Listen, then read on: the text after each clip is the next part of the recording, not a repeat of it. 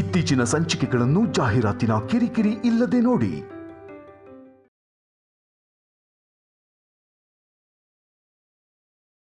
ನಿಮ್ಗೆ ಈ ಪರಿಸ್ಥಿತಿ ಬಂತಲ್ಲ ಅಂತ ನಮಗೆ ತುಂಬಾ ಬೇಜಾರಾಗ್ತದೆ ಆಂಟಿ. ನಿಮಗೆ ಈ ಪರಿಸ್ಥಿತಿ ಯಾರಿಂದ ಬಂತೋ ಗೊತ್ತಿಲ್ಲ, ಆದ್ರೆ ಅವ್ರು ಮಾತ್ರ ಚೆನ್ನಾಗಿರೋದಿಲ್ಲ.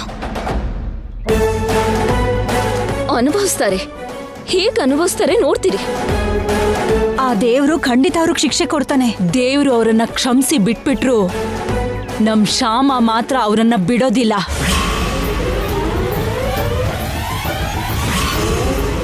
ಅವರಿಗೆ ಖಂಡಿತವಾಗ್ಲೂ ಶಿಕ್ಷೆ ಆಗೋ ಹಾಗೆ ಮಾಡ್ತಾಳೆ. ಆಹಾ, ಮಾಡ್ತಾಳೆ ಅತ್ಗೆ. ಅವರಿಗೆ ಶಿಕ್ಷೆ ಆಗೋ ಹಾಗೆ ಶ್ಯಾಮ ಖಂಡಿತ ಮಾಡ್ಬೇಕು. ಹಾಗೆ ಮಾಡಿದ್ರೇನೆ ಶ್ಯಾಮ ನಿಮ್ ಸೊಸೆ ಅನ್ನಿಸ್ಕೊಳ್ಳೋದು. ಶ್ಯಾಮಯಿಂದ ಆಗತ್ತೆ ಅಂತೀರಾ ಅತ್ಗೆ? ಆಗತ್ತೆ, ಖಂಡಿತವಾಗ್ಲೂ ಆಗತ್ತೆ. ಶ್ಯಾಮಗೆ ಸಪೋರ್ಟ್ ಆಗಿ ನಮ್ಮ ಅಖಿಲ್ ಇದ್ದಾನೆ. ನನಗೀ ಪರಿಸ್ಥಿತಿ ತಂದವ್ರ ಮೇಲೆ ತಡ್ಕೊಳಕ್ಕಾಗದೆ ಇರೋಷ್ಟು ಕೋಪದಲ್ಲಿದ್ದಾನೆ. ನನ್ನ ಮಗ ಸೊಸೆ ಸೇರಿ ನಿಜವಾದ ಅಪರಾಧಿನ ಹಿಡಿದು ಅವರಿಗೆ ಸರಿಯಾದ ಶಿಕ್ಷೆ ಕೊಡಿಸ್ತಾರೆ. ಬುದ್ಧಿ ಹೇಳೋದಲ್ಲ ಆಂಟಿ, ಅಂಥವ್ರನ್ನ ನಡು ರೋಡಲ್ಲಿ ಸುಟ್ಟು ಬಿಡಬೇಕು. ನಿಜಾನೇ, ಶೂಟ್ ಮಾಡಬೇಕು. ನಮ್ಮ ಅಖಿಲ್ ಶ್ಯಾಮ ಮನ್ಸ್ ಮಾಡಿದ್ರೆ ಆ ಕೆಲಸ ಕೂಡ ಮಾಡ್ತಾರೆ.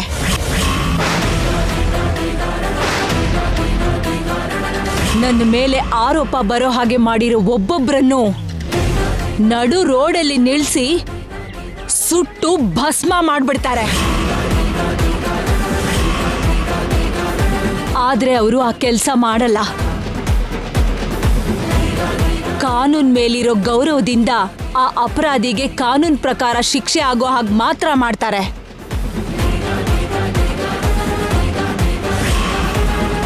ಅವರಿಗೆ ಎಷ್ಟೇ ಶಿಕ್ಷೆ ಆದ್ರೂ ನೀವು ಪಡ್ತಾರೋ ಈ ನೋವು ಮಾತ್ರ ಹೋಗಲ್ವಲ್ಲ ಅತ್ಗೆ? ಜೊತೆಗೆ ಆನಂದ ಗಜಪತಿ ವರ್ಮಾ ಅವ್ರ ಹೆಂಡತಿನ ಅರೆಸ್ಟ್ ಮಾಡಿದ್ರು ಅಂತ 4 ಜನ ಮಾತಾಡ್ಕೊಂಡ್ರೆ ಎಷ್ಟು ಅವಮಾನ ಆಗತ್ತೆ. ನಾಳೆ ಎಲ್ರೂ ಮುಂದೆ ತಲೆ ಎತ್ಕೊಂಡು ತಿರ್ಗಕ್ಕಾಗತ್ತಾ? ತಿರುಗ್ತೀನಿ.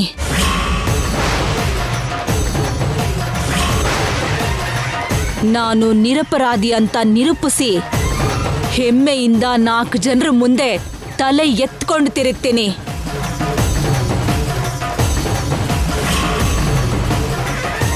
ಪಾಪ, ನೀವು ನನ್ನ ಮೇಲೆ ಸಹಾನುಭೂತಿ ತೋರಿಸಿ ಮತ್ತೆ ನಮ್ಮ ಕುಟುಂಬಕ್ಕೆ ಹತ್ರ ಆಗ್ಬೇಕು ಅಂತ ಆಸೆ ಇಟ್ಕೊಂಡು ಬಂದಿದ್ದೀರಾ ಅನ್ಸತ್ತೆ. ನಿಮ್ ಸಹಾನುಭೂತಿ ನನಗೆ ಅಗತ್ಯ ಇಲ್ಲ. ನಿಮ್ಮ ಕರುಣೆ ಕೂಡ ನನಗೆ ಅಗತ್ಯ ಇಲ್ಲ.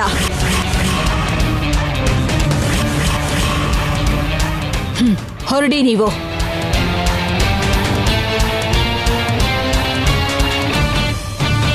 ಏನ್ ಹಾಗೆ ನೋಡ್ತಾ ನಿಂತಿದ್ದೀರಾ?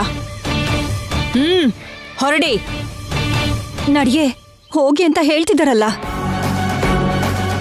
ನಡಿ.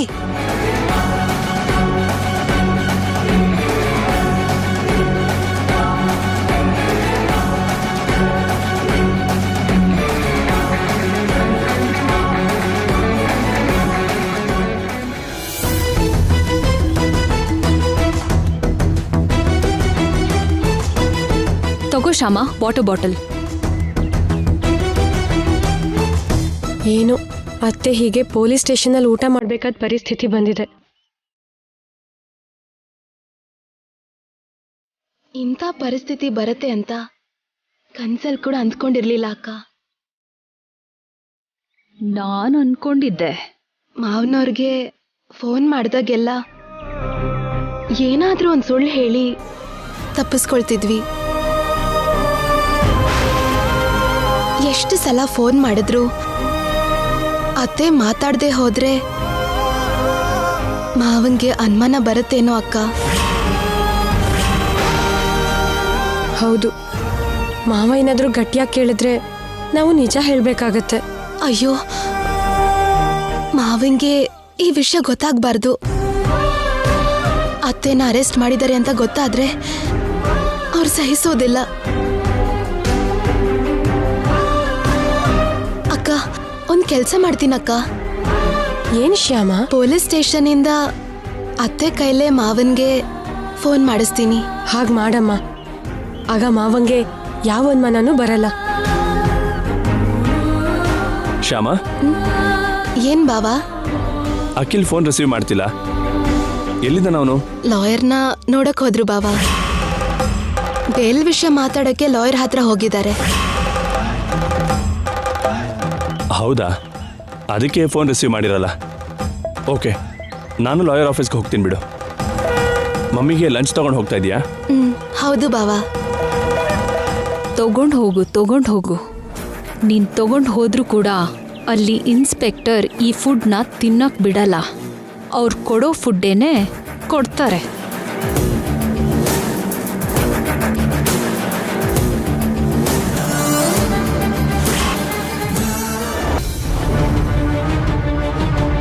ನಮಸ್ತೆ ಸರ್. ನಮಸ್ತೆನಮ್ಮ. ಆ ಕ್ಯಾರಿಯರ್ ಏನಮ್ಮ?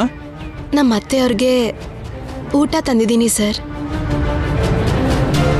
ಅಗತ್ಯ ಇಲ್ಲಮ್ಮ, ಅವ್ರಿಗೆ ಊಟದ ವ್ಯವಸ್ಥೆನ ನಾವಿಲ್ಲೇ ಮಾಡ್ತೀವಮ್ಮ. ಆ ಕ್ಯಾರಿಯರ್ನ ನೀವು ಮನೆಗೆ ತಗೊಂಡೋಗಿ.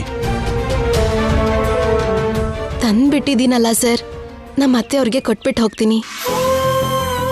ಹಾಗಾಗೋದಿಲ್ಲಮ್ಮ, ಮನೆಯಿಂದ ಊಟ ತಂದ್ಕೊಡೋದಕ್ಕೆ ರೂಲ್ಸ್ ಒಪ್ಪೋದಿಲ್ಲಮ್ಮ. ಅವ್ರ ಊಟ ತಿಂಡಿ ವ್ಯವಸ್ಥೆ ನಾವು ನೋಡ್ಕೋತಿದ್ದೀವಲ್ಲ, ನೀವೇನು ಟೆನ್ಷನ್ ಮಾಡ್ಕೋಬೇಡಿ. ಅಂದ್ರೆ ಹೊರಗಡೆ ಫುಡ್ ಅವ್ರಿಗಾಗಲ್ಲ ಸರ್. ಒಳ್ಳೆ ಹೋಟೆಲಿಂದಾನೇ ತರಿಸ್ತೀವಮ್ಮ, ನೀವೇನು ಭಯ ಪಡುವಂತ ಅಗತ್ಯ ಇಲ್ಲ. ಆದ್ರೆ ಅವರು ಉಪ್ಪು ಖಾರ ಮಸಾಲ ಎಲ್ಲ ಕಡಿಮೆ ತಿನ್ನೋದು ಸರ್. ಹೊರಗಡೆ ಫುಡ್ ತಿಂದ್ರೆ ಅವ್ರಿಗೆ ಹೊಟ್ಟೆಯಲ್ಲಿ ಉರಿ ಆಗುತ್ತೆ. ಅದಕ್ಕೆ ಅವ್ರಿಗೋಸ್ಕರ ಸ್ಪೆಷಲ್ ಆಗಿ ಅಡುಗೆ ಮಾಡ್ಕೊಂಡು ತಂದಿದ್ದೀನಿ.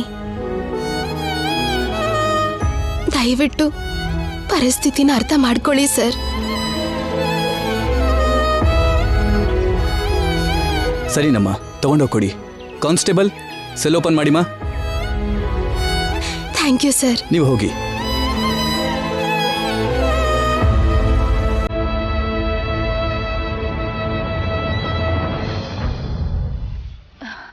ಶ್ಯಾಮ, ಅತ್ತೆ ಕೂತ್ಕೊಳ್ಳಿ ಅತ್ತೆ.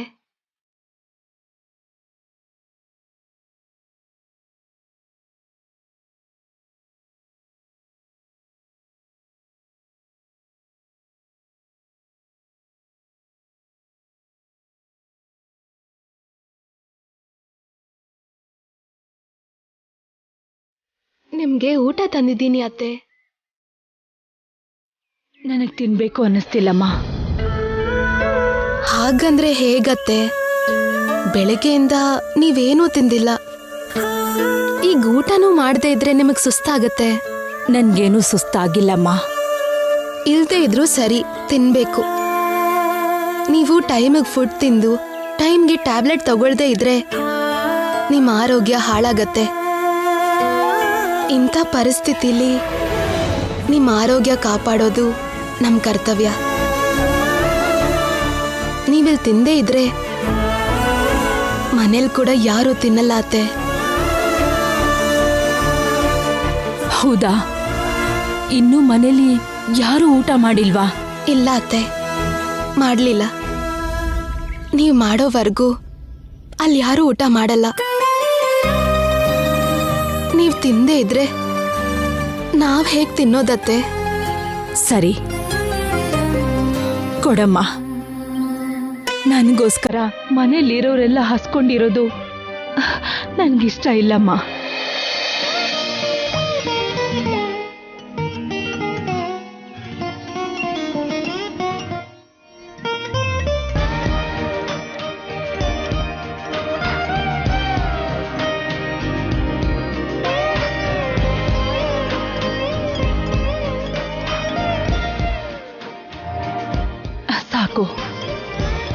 ಅತ್ತೆ ಪ್ಲೀಸ್ ಇನ್ನೊಂದು ಸ್ವಲ್ಪ ತಿನ್ನಿ.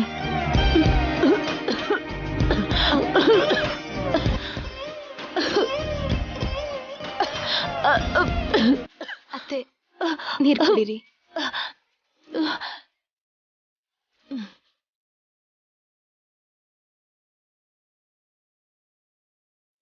ಅಮ್ಮ ಶ್ಯಾಮ, ಹೇಳೋದನ್ ಮರ್ತ್ಬಿಟ್ಟೆ.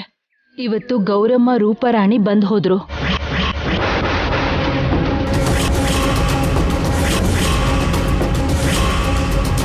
ಗೌರಮ್ಮ ಮತ್ತೆ ರೂಪಾರಾಣಿ ಇಲ್ಲಿ ಬಂದಿದ್ರಾ? ಹೌದಮ್ಮ, ಬಂದಿದ್ರು. ಯಾಕೆ ಬಂದಿದ್ರು? ನನ್ ಜೊತೆ ಮಾತಾಡಿ ನನ್ ಮೇಲೆ ಸಹಾನುಭೂತಿ ತೋರಿಸಿ ನಮ್ಗೆ ಹತ್ರ ಆಗ್ಬೇಕು ಅಂತ ಬಂದಿದ್ರು. ಆ ಅವಕಾಶ ಅವ್ರಿಗೆ ಕೊಡ್ದೆ ಹೇಳ್ಬೇಕಾದ 4 ಮಾತನ್ನ ಹೇಳಿ ಅವ್ರನ್ನ ಇಲ್ಲಿಂದ ಕಳಿಸ್ಬಿಟ್ಟೆ. ಮತ್ತೆ ಅವರು ನಮ್ಮ ಮನೆಗೆ ತಿರುಗಿ ಬರೋದಿಲ್ಲ. ಮನೆಯಿಂದ ಹೊರಗೆ ಹಾಕಿದ್ಮೇಲೂ ಅವ್ರಲ್ಲಿ ಬಂದ್ರು ಅಂತಂದ್ರೆ ಅತ್ತೆ ಅರೆಸ್ಟ್ ಆಗಿದ್ರಲ್ಲಿ ಅವ್ರ ಕೈವಾಡ ಇರ್ಬೋದಾ? ತಿಳ್ಕೋಬೇಕು. 1 ನಿಮಿಷ ಅತ್ತೆ, ಮಾವನ ಹತ್ರ ಮಾತಾಡಿ.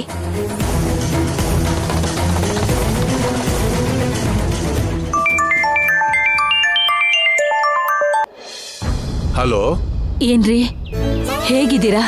ಆ ಪ್ರಶ್ನೆ ಕೇಳಬೇಕಾಗಿರೋದು ನಾನು ವಸಂತ. ನೀನ್ ಹೇಗಿದ್ಯಾ? ನನ್ಗೇನ್ರಿ ಆಗಿದೆ? ಆರಾಮಾಗಿದ್ದೀನಿ. ತುಂಬಾ ತಲೆನೋವು ಬಂದಿತ್ತಂತಲ್ಲ? ಇಂಥ ತಲೆನೋವುಗಳು ಬರ್ತಿರುತ್ತೆ ಹೋಗ್ತಿರತ್ತೆ. ಅದ್ರ ಬಗ್ಗೆ ತಲೆ ಕೆಡಿಸ್ಕೋಬಾರ್ದು. ನೀವ್ ಹೇಗಿದ್ದೀರಾ? ಅಲ್ಲಿ ಫುಡ್ ಎಲ್ಲ ನಿಮ್ಗೆ ಅಡ್ಜಸ್ಟ್ ಆಯ್ತಾ? ತುಂಬಾ ಚೆನ್ನಾಗಿದೆ. ಊಟ ಮಾಡಿದ್ರಾ? ಹಾ, ಈಗ ತಾನೇ ಮಾಡಿದೆ. ನೀನ್ ಊಟ ಮಾಡ್ದ? ತಿನ್ನೋಕ್ ಮನ್ಸಾಗ್ಲಿಲ್ಲ ರೀ. ಆದ್ರೂ ಶ್ಯಾಮ ಒತ್ತಾಯ ಮಾಡಿ ನನಗೆ ತಿನ್ಸಿದಾಳೆ. Okay, very good. ಇಡ್ತೀನ್ರಿ. ಮತ್ತೆ ನೀವು ಮೀಟಿಂಗ್ ಹೋಗ್ಬೇಕಲ್ವಾ? ಹೌದೌದು, ಹೋಗ್ಬೇಕಲ್ವಾ? ಇಡ್ತೀನಿ. ಸರಿ ರೀ.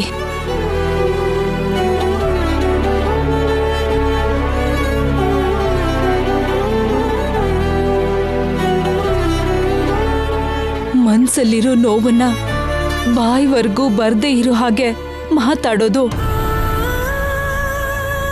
ತುಂಬಾ ಕಷ್ಟ ಶ್ಯಾಮ. ನಾಳೆ ಅವರು ಊರಿಂದ ಬಂದ್ಮೇಲೆ ವಿಷಯ ತಿಳಿದ್ರೆ ಅವರು ತಡ್ಕೋತಾರೆ ಅಂತೀಯ? ಅತ್ತೆ, ಮಾವ ಮನೆಗೆ ವಾಪಸ್ ಬರೋ ಅಷ್ಟರಲ್ಲಿ ಈ ಮೋಸ ಮಾಡಿದ್ ಯಾರು ಅಂತ ತಿಳ್ಕೊಂಡು ನೀವು ನಿರಪರಾಧಿ ಅಂತ ನಿರೂಪಿಸಿ ನಿಮ್ಮನ್ನ ಮನೆ ಕರ್ಕೊಂಡು ಹೋಗ್ತೀನಿ. ನೀವು ಧೈರ್ಯವಾಗಿರಿ.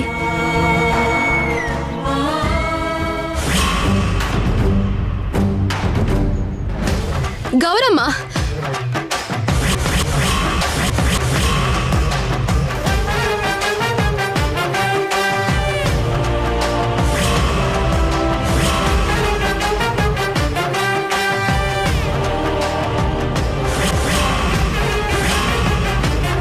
ಶ್ಯಾಮ, ನೀನೇನಿಲ್ಲಿ? ಏನು ಸಡನ್ ಸರ್ಪ್ರೈಸ್? ಸಡನ್ ಸರ್ಪ್ರೈಸ್ ಎಲ್ಲಿಂದ ಬಂತೆ ಹುಚ್ಚುಡ್ಗಿ? ಇವಳ ಅತ್ತೆ ಪೊಲೀಸ್ ಸ್ಟೇಷನಲ್ಲಿದ್ದಾರೆ. ಪಾಪ, ಅವಳ ಅತ್ತೆ ಅರೆಸ್ಟ್ ಆಗಿರೋ ವಿಷಯನ ನಮಗ್ ಹೇಳೋಕ್ಕಂತ ಬಂದಿರ್ಬೇಕು. ನಾನ್ ಬಂದಿದ್ದು ಆ ವಿಷಯ ನಿಮಗ್ ಹೇಳೋಕ್ಕಲ್ಲ. ನೀವು ಪೊಲೀಸ್ ಸ್ಟೇಷನ್ಗೆ ಹೋಗಿದ್ ವಿಷಯ ಕೇಳಿ ಯಾಕೆ ಹೋಗಿದ್ರಿ ಅಂತ ಕೇಳಕ್ ಬಂದಿದ್ದು. ಏನ್ ಯಾಕೆ ಅಂತಿದ್ಯಾ? ವಸಂತ ಅತ್ತಿಗೆನ ಅರೆಸ್ಟ್ ಮಾಡಿ ಸ್ಟೇಷನಲ್ಲಿ ಇಟ್ರೆ ಹೋಗಿ ಮಾತಾಡ್ಸ್ತಾ ಇರೋಕ್ಕಾಗತ್ತಾ? ನಮ್ಮ ಮತ್ತೆ ಅರೆಸ್ಟ್ ಆಗಿರೋ ವಿಷಯ ನಿಮಗ್ ಯಾರು ಹೇಳಿದ್ದು? ಹೇಳಿ. ನಮ್ ಡ್ರೈವರ್ ಹೇಳ್ದ. ನಿಮ್ಮತ್ತೆನ ಪೊಲೀಸ್ ಅವ್ರು ಕರ್ಕೊಂಡು ಹೋಗಿದ್ದನ್ನ ರಾತ್ರಿ ಅವ್ನು ನೋಡಿದ್ನಂತೆ. ಏನ್ ಹಾಗೆ ನೋಡ್ತಿದ್ಯಾ? ನನ್ನ ಮಾತಿನ ಮೇಲೆ ನಂಬಿಕೆ ಇಲ್ವಾ? ಬೇಕು ಅಂದ್ರೆ ನನ್ನ ಡ್ರೈವರ್ ಫೋನ್ ನಂಬರ್ ಕೊಡ್ತೀನಿ, ಮಾತಾಡು. ಬೇಕಾಗಿಲ್ಲ, ನಂಬ್ತೀನಿ. ಅದ್ ಸರಿ, ಅತ್ಗೆ ಹೇಗಿದ್ದಾರೆ? ಊಟ ಮಾಡಿದ್ರಾ? ಮಾಡಿದ್ರು. ಏನೋ ಅತ್ಗೆ ಅರೆಸ್ಟ್ ಆದಾಗಿಂದ ನನಗೆ ಅನ್ನದ ತುತ್ತು ಗಂಟ್ಲಲ್ಲೇ ಇಳಿತಿಲ್ಲ. ನೀನ್ ನಂಬಿದ್ರು ನಂಬದೆ ಹೋದ್ರು ನಾನು ಹೇಳ್ತಿರೋದು ಮಾತ್ರ ನಿಜ. ಈಗ ನಾನ್ ನಿನ್ಗೆ ಕೆಲವೊಂದು ನಿಜ ಹೇಳ್ತೀನಿ, ಕೇಳಿಸ್ಕೊ. ಇಷ್ಟು ದಿನ ನೀವ್ ನನ್ನ ನಿಮ್ಮ ಅಗತ್ಯಗೋಸ್ಕರ ಇಷ್ಟ ಬಂದ ಹಾಗೆ ಬಳಸ್ಕೊಂಡ್ರಲ್ಲ. ನಮ್ಗೆ ಸಾಲ ಕೊಟ್ಟು ಅದಕ್ಕೆ ಬಡ್ಡಿ ಮೇಲೆ ಬಡ್ಡಿ ಹಾಕಿ ನನ್ನ ಬದುಕನ್ನೇ ಅಡ್ಡ ಇಟ್ಕೊಂಡ್ರಿ.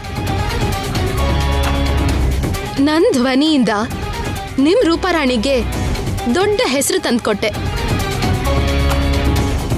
ನನಗೂ ನನ್ನ ಹುಟ್ಟಿದ ಮನೆಯವ್ರಿಗೂ ಎಷ್ಟೋ ತರ ಕಷ್ಟ ಕೊಟ್ರಿ, ತೊಂದ್ರೆನೂ ಕೊಟ್ರಿ. ಆದ್ರೂ ಸುಮ್ಮನಾದೆ, ಸಹಿಸ್ದೆ, ಕ್ಷಮಿಸ್ದೆ.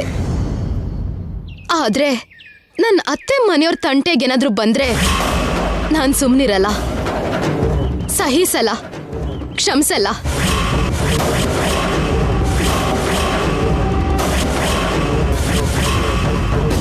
ನಮ್ಮ ಅತ್ತೆಯವರು ಅರೆಸ್ಟ್ ಆಗೋದಕ್ಕೆ ನಡೆದಿರೋ ಮೋಸದಲ್ಲಿ ನಿಮ್ ಕೈವಾಡ ಇದೆ ಅಂತ ಗೊತ್ತಾದ್ರೆ ನೀವು ನನ್ನ ಇನ್ನೊಂದು ರೂಪ ನೋಡ್ತೀರಾ. ಅದಾದ್ಮೇಲೆ ಜೈಲಲ್ಲಿ ಮುದ್ದೆ ಊಟ ತಿಂತೀರಾ.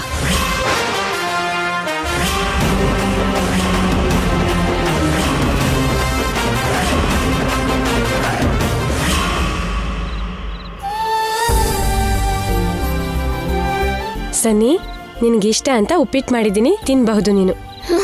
ನನಗೆ ಬೇಡ, ನನಗೆ ಅಜ್ಜಿನೇ ತಿನ್ನಿಸ್ಬೇಕು. ಹಾಗಲ್ಲ ಕಂದ, ಅಜ್ಜಿ ಬರೋ ತನಕ ನಾನೇನು ತಿನ್ನಲ್ಲ. ಹಾಗಂದ್ರೆ ಹೇಗೋ ಪುಟ್ಟ, ತಿಂದೇ ಇದ್ರೆ ಸುಸ್ತಾಗತ್ತೆ. ಆದ್ರೂ ಓಕೆ, ಅಜ್ಜಿ ಬರೋ ತನಕ ನಾನು ಏನೂ ತಿನ್ನೋದಿಲ್ಲ. ಅಜ್ಜಿ ನಾಳೆ ಬೆಳಗ್ಗೆನೆ ಬಂದ್ಬಿಡ್ತಾರಪ್ಪ. ಹಾಗಾದ್ರೆ ನಾಳೆ ಬೆಳಗ್ಗೆನೆ ತಿಂತೀನಿ. ನೀನ್ ತಿಂದೇ ಇದ್ರೆ ಇವ್ರು ಯಾರು ಏನೂ ತಿನ್ನಲ್ಲ ಅಂತಾರೆ. ನೀನ್ ತಿಂದ್ರೇನೆ ಇವ್ರು ಎಲ್ರೂ ತಿನ್ನೋದು ಅಲ್ವಾ ರೀ? ಸನ್ನಿಗೋಸ್ಕರ ಆದ್ರೂ ನೀವು ಊಟ ಮಾಡ್ಬೇಕು ಪ್ಲೀಸ್. ಓಕೆ, ನಿನ್ ಚಿಕ್ಕಮ್ಮ ಹೇಳಿದ್ದು ಕರೆಕ್ಟೇ ಕಣೋ. ನೀನ್ ತಿಂದೇ ಇದ್ರೆ ನಾವು ತಿನ್ನಲ್ಲ. ನೋಡ್ದ್ಯಾ, ನೀನ್ ತಿಂದೇ ಇದ್ರೆ ಇವ್ರು ಯಾರು ತಿನ್ನಲ್ವಂತೆ. ನೀನ್ ತಿಂದ್ರೇನೆ ಇವರು ತಿನ್ನೋದು. ಸರಿ, ತಿಂತೀನಿ. ಅದಕ್ಕೆ ಬಡಿಸಿ. ಸರಿ, ಬಾ ಪುಟ್ಟ, ಕೂತ್ಕೋ.